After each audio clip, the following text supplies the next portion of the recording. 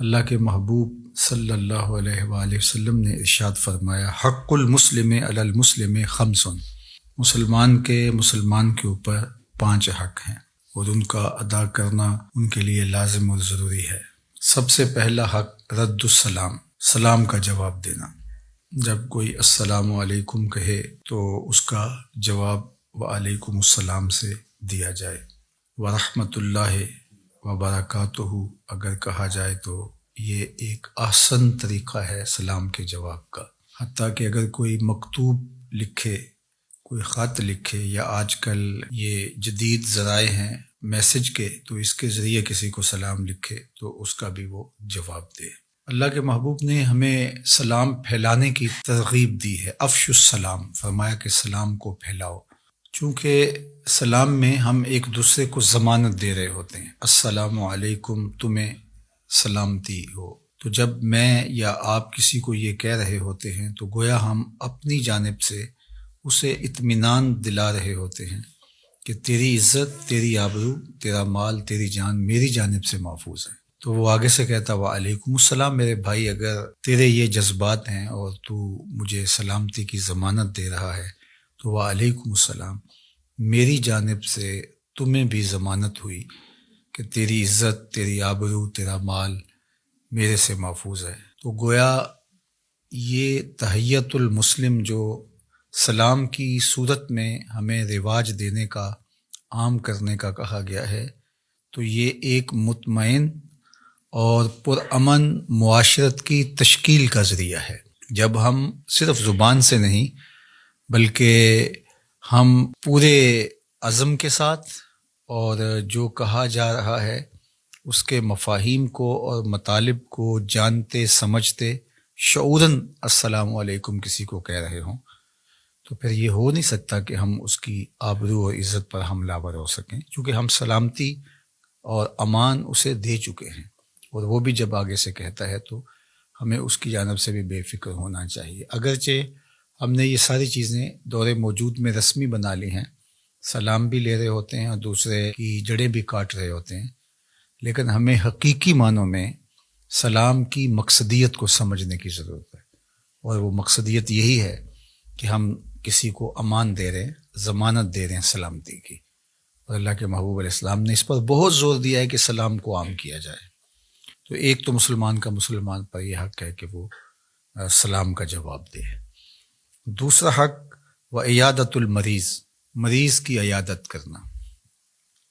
چونکہ مریض جب مرض میں مبتلا ہو جاتا ہے تو بیماری کے ساتھ ساتھ وہ ایک تنہائی محسوس کرتا ہے، اور اس وقت اس کی جب دلجوئی کی جاتی ہے تو وہ دلجوئی اس کی آدھی بیماری کو درست کر دیتی ہے۔ البتہ یہ ہمیں کہا گیا ہے کہ مریض کے پاس جا کے اتنی دیر بیٹھنا کہ اس پر بھاری پڑ جائے اور اس کو تکلیف پہنچے، اس سے گریز کیا جائے۔ افضل العیادہ سرعۃ القیام، سب سے افضل عیادت یہ ہے کہ بہت کم وقت مریض کے پاس بیٹھا جائے، جلدی اٹھ کے آپ چلے جائیں، تو یہ افضل ترین عیادت ہے، نہ کہ وہاں دھرنا دے کے بیٹھ جائیں اور وہ بیچارے تنگ پڑ جائیں۔ بالخصوص ہاسپٹلس کے اندر جگہ بھی کم ہوتی ہے اور وہ بار بار اٹھا بھی رہے ہوتے ہیں، تو کچھ لوگ بس ادھر ادھر کی بات میں بہت وقت لگا دیتے ہیں۔ جائیں، دلجوئی کریں اور دعائیں دیں، اور اللہ کے حضور بھی ملتجی ہوں کہ اللہ اسے اپنی جناب سے کامل شفا اور اپنی رحمتیں اس کا مقسوم فرما۔ تو دوسرا حق مسلمان کا مسلمان پر یہ ہے کہ عیادت المریض، اور تیسرا حق یہ ہے واتباع الجنائز، وہ جنازے میں حاضر ہونا۔ اگر کوئی فوت ہو جاتا ہے، انتقال کر جاتا ہے، تو ارشاد فرمایا تیسرا حق مسلمان کا واتباع الجنائز، جنازوں کے اندر شامل ہونا ہے۔ جتنے قدم جنازوں میں شامل ہوا جاتا ہے اتنے قدم نیکیاں اور گناہوں کی معافی اور اللہ کی رحمتوں کا حصول ہوتا ہے، اور یہ مسلمان کا مسلمان پہ حق ہے۔ یہ اس کا آخری پروٹوکول ہے اس دنیا کے اوپر۔ جب وہ جا رہا ہے تو اس کے جنازے میں لوگ ہوں، تکریم کے ساتھ، عزت کے ساتھ اس کو رخصت کریں، اس کے لیے دعائیں کریں اللہ کے حضور اس کی مغفرت اور بخشش اور اس کے لیے خاص رحمتیں اس کے حضور سے طلب کریں۔ اور یہ بات ذہن میں رکھیں کہ جب ہم جنازے کی دعا پڑھتے ہیں تو یہ صرف مرنے والے کے لیے نہیں پڑھتے، یہ اپنے لیے بھی ہم اللہ سے بخشش مانگ رہے ہوتے ہیں۔ اللہ مغفر لحینا و میتنا، مرنے والے کے لیے تو بعد میں مانگ رہے ہوتے ہیں، پہلے ہم اپنے لیے اللہ سے غفران و رحمت کی آرزو کر رہے ہوتے ہیں۔ تو اگر ہماری دعاؤں سے مرنے والے کی مغفرت ہوتی ہے تو ہماری پہلے ہو جاتی ہے۔ تو اس لیے جنازوں میں شامل ہو کر کے اور ان لوگوں کو سپرد خاک کرنے کی سعادت ہمیں پانی چاہیے۔ علماء نے یہ لکھا ہے کہ اگر کوئی شخص جنازے سے ہی واپس آنا چاہے تو وہ وارثوں سے اجازت لے کے واپس آئے، اور اگر وہ قبر تک گیا ہے تو پھر واپس آتے ہوئے اس کو وارثوں سے اجازت لینے کی ضرورت نہیں ہے۔ تو یہ مسلمان کے اوپر تیسرا حق ہے جو حدیث پاک میں بیان فرمایا گیا۔ چوتھا حق مسلمان پر و اجابت الدعوہ، دعوت کو قبول کرنا۔ شادی کی دعوت ہے، ولیمے کی دعوت ہے تو اس کو قبول کیا جائے۔ ہاں علماء نے کہا کہ اگر اس میں منکرات ہوں، کوئی خرافات وہاں ہوں تو ایسی دعوت کو رد کر دینا چاہیے، یا آپ کی پہلے سے کوئی مصروفیت ہے کہ آپ اس دعوت کو قبول نہیں کر سکتے ہیں، چونکہ وہ پہلے سے طے شدہ آپ کا جو شیڈول ہے وہ متاثر ہوگا، اور آپ کے وعدے اور آپ کی مصروفیات طے شدہ پہلے سے ہے، تو پھر بھی اچھے طریقے کے ساتھ معذرت کی جائے، اور اگر وقت ہو تو پھر ضرور جانا چاہیے۔ وقت نہیں ہے تو پھر ایک معقول عذر ہے، اور اگر وقت ہے بھی تو پھر بھی نہ جانا یہ تکبر کے زمرے میں آ جاتا ہے۔ تو مومن کی دعوت کو قبول کرنا چاہیے، یہ مسلمان کے اوپر چوتھا حق ہے۔